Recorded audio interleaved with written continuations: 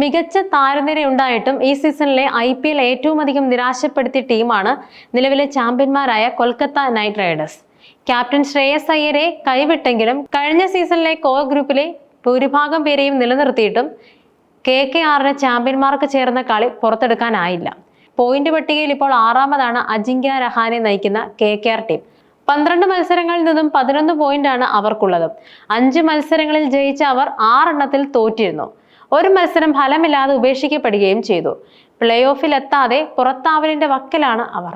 ശേഷിച്ച 2 മത്സരങ്ങളിൽ ഒന്നിൽ തോൽക്കുകയാണെങ്കിൽ KKRന്റെ പ്ലേ ഓഫ് മോഹം പൊലിയും. ഈ സീസണിലെ മോശം പ്രകടനം കാരണം അടുത്ത വർഷത്തെ IPLൽ ചില മാറ്റങ്ങൾ KKRൽ ഉറപ്പായും കാണാനായേക്കും. നായക സ്ഥാനത്ത് രഹാനെ നിലനിർത്താൻ സാധ്യതയില്ലെന്നാണ് ഏറ്റവും പ്രധാനപ്പെട്ട കാര്യം. അദ്ദേഹത്തിന് പകരം സഞ്ജു സാംസൺ KKRന്റെ പുതിയ നായകനായി വന്നേക്കും. കാരണം ഈ സീസണിന് ശേഷം അദ്ദേഹം റോയൽസ് വിട്ടേക്കുമെന്നാണ് വിവരം.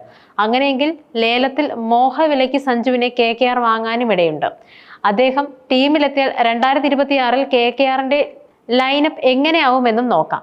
ഈ സീസണിലെ IPLൽ വേണ്ടത്ര ക്ലിക്ക് ആയില്ലെങ്കിലും അടുത്ത വർഷം ഓപ്പണിംഗ് ജോഡിയെ കൊൽക്കത്ത നൈറ്റ് റൈഡേഴ്സ് മാറ്റാനിടയില്ല. വെസ്റ്റ് ഇൻഡീസിന്റെ വമ്പൻ അടിക്കാരനായ ഓൾറൗണ്ടർ സുനിൽ നരൈനും അഫ്ഗാനിസ്ഥാൻ വിക്കറ്റ് കീപ്പർ ബാറ്ററുമായ റഹ്മാനുള്ള ഗുർബാസും ചേർന്നായിരിക്കും KKRനായി ഓപ്പൺ ചെയ്യുക. ആദ്യ ബോൾ മുതൽ ആഞ്ഞടിക്കാൻ ശേഷിയുള്ള ഇരുവർക്കും വളരെ വേഗത്തിൽ സ്കോറിംഗ് ഉയർത്താനും സാധിക്കും.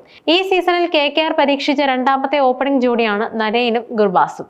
സീസണിലെ ആദ്യത്തെ കുറച്ച് മത്സരങ്ങളിൽ നരൈനും സൗത്ത് ആഫ്രിക്കൻ വിക്കറ്റ് കീപ്പറുമായ കിൻഡൻ ഡിക്കോക്കും ചേർന്നായിരുന്നു KKRനായി ഓപ്പൺ ചെയ്തത്.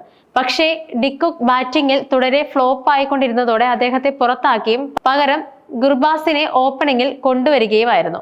അടുത്ത സീസണിന് മുമ്പ് ഡിക്കോക്കിനെ ഒഴിവാക്കി പകരം സഞ്ജു സാംസണെയാവും KKR ടീം നോട്ടമിടുന്നത്. ലേലത്തിൽ അദ്ദേഹം ഉണ്ടെങ്കിൽ വലിയ തുക തന്നെ മുടക്കാൻ KKR ശ്രമിക്കുമെന്നും ഉറപ്പാണ്. രഹാനയ്ക്ക് പകരം ടീമിനെ 2026ൽ നയിക്കുന്നതും സഞ്ജുവുമായിരിക്കും. ടീമിനായി അദ്ദേഹം ബാറ്റ് ചെയ്യുക 3ാം നമ്പറിലായിരിക്കും. സഞ്ജു തീർച്ചയായും കളിക്കാൻ ആഗ്രഹിക്കുന്ന ഫ്രാഞ്ചൈസി തന്നെയായിരിക്കും KKR. കാരണം 2012ൽ അദ്ദേഹത്തിന്റെ IPLലെ തുടക്കം KKRലൂടെയാണ്. അവർക്ക് വേണ്ടി കളിക്കാൻ ഭാഗ്യമുണ്ടായെങ്കിലും ഗൗതം ഗംഭീറിന് കീഴിൽ ടീം കിരീടം ചൂടിയപ്പോൾ സംഘത്തിൽ സഞ്ജുവും ഉണ്ടായിരുന്നു. 2013ലാണ് KKR വിട്ട് അദ്ദേഹം രാജസ്ഥാൻ റോയൽസിലേക്ക് ചേക്കേറിയത്. അജിങ്ക്യ രഹാനെയെ നായക സ്ഥാനത്ത് നിന്നും മാറ്റിയാലും ടീമിൽ നിന്നും ഒഴിവാക്കാൻ കൊൽക്കത്ത നൈറ്റ് റൈഡേഴ്സിന് താല്പര്യം കാണില്ല.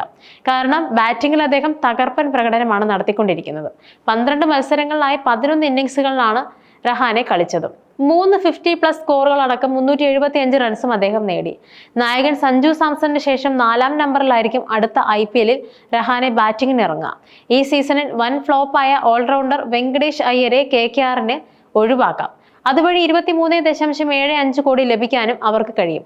ഈ തുക ലേലത്തിൽ സഞ്ജുവിന് വേണ്ടി മുടക്കാനും KKRന് സാധിക്കും. 5ാം നമ്പറിൽ യുവതാരം ആംഗ്രിഷ് രഘുവംശിയായിരിക്കും. KKRനായി ഏറ്റവും സ്ഥിരതയാർന്ന പ്രകടനം നടത്തിക്കൊണ്ടിരിക്കുന്ന യുവതാരമാണ് അദ്ദേഹം. ഈ സീസണിൽ 10 ഇന്നിംഗ്സുകളിൽ രഘുവംശി കളിച്ചു കഴിഞ്ഞു. ഇവയിൽ 145.1 സ്ട്രൈക്ക് റേറ്റിൽ 286 റൺസും നേടിയിട്ടുണ്ട്.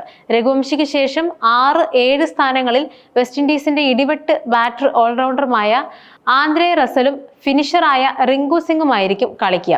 റസൽ ഈ സീസണിൽ 9 ഇന്നിംഗ്സുകളിലാണ് ബാറ്റ് ചെയ്തത്. 165.34 സ്ട്രൈക്ക് റേറ്റിൽ 167 റൺസും നേടി. റിങ്കുവും ഭേദപ്പെട്ട പ്രകടനം സീസണിൽ കാഴ്ചവെച്ചിട്ടുണ്ട്.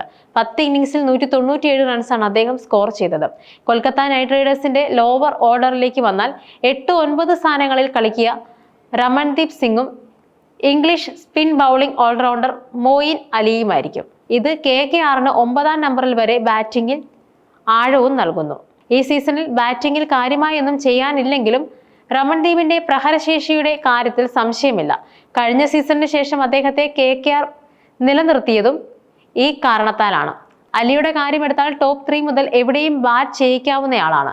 ഇത് അദ്ദേഹത്തെ സ്പെഷ്യലാക്കി മാറ്റുകയും ചെയ്യുന്നു. ബാറ്റിംഗിൽ ഇത്തവണ KKR ഒട്ടും പ്രയോജനപ്പെടുത്തിയിട്ടില്ലാത്ത താരമാണ് അലി.